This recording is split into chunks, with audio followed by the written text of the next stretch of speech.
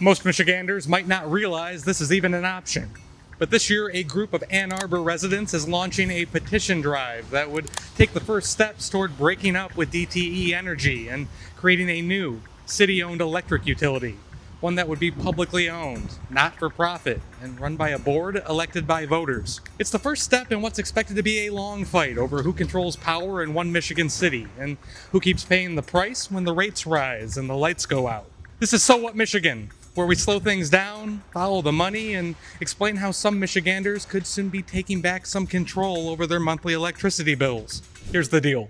This petition drive is being launched by Ann Arbor for Public Power. They're trying to collect 6,500 signatures to get a question on the November ballot. But the key detail is this. This ballot question would not allow the city to buy DTE's poles and wires right away.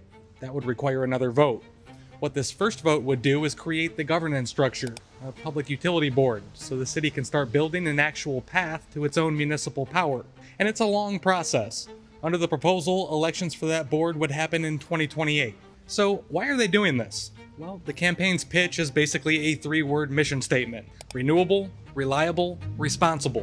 They say municipal power could speed up the transition to clean energy, reduce outages, and keep power affordable, because profits would go back into the local grid instead of to shareholders. The group's president, Sean Higgins, says he thinks Ann Arbor is ready to begin the process of replacing DTE. A not-for-profit, democratically governed city utility, he says, can reinvest its profits into upgrading the grid instead of enriching shareholders. And that could ultimately help keep Ann Arbor's monthly electric bills from climbing even higher over the coming years. Now, here's the part where this gets spicy. DTE is already warning that this whole plan could blow up in residents' faces.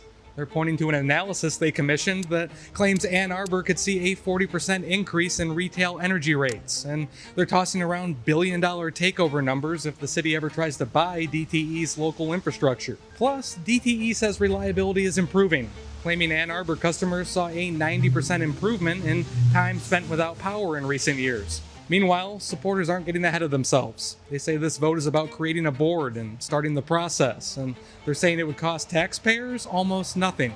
Translation? This isn't the divorce yet. This is just filing the paperwork. So what?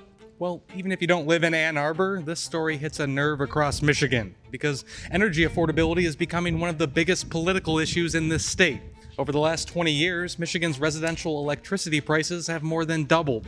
At the same time, Michigan is staring down huge new pressures on the grid, data centers, industrial developments, and a clean energy transition that utilities are trying to finance. So what Ann Arbor is really doing here is testing a bigger question. When your power bills keep climbing and you don't feel like you have a say, what does accountability really look like? For Ann Arbor, the answer might be building a public utility and letting voters run it. And now they're going to the streets to see if enough people agree to put that question on the ballot. If you want to see what happens when Michiganders try to take charge of their own future, hit follow. I'll keep tracking this petition, the opposition, and what it could all mean for Michigan.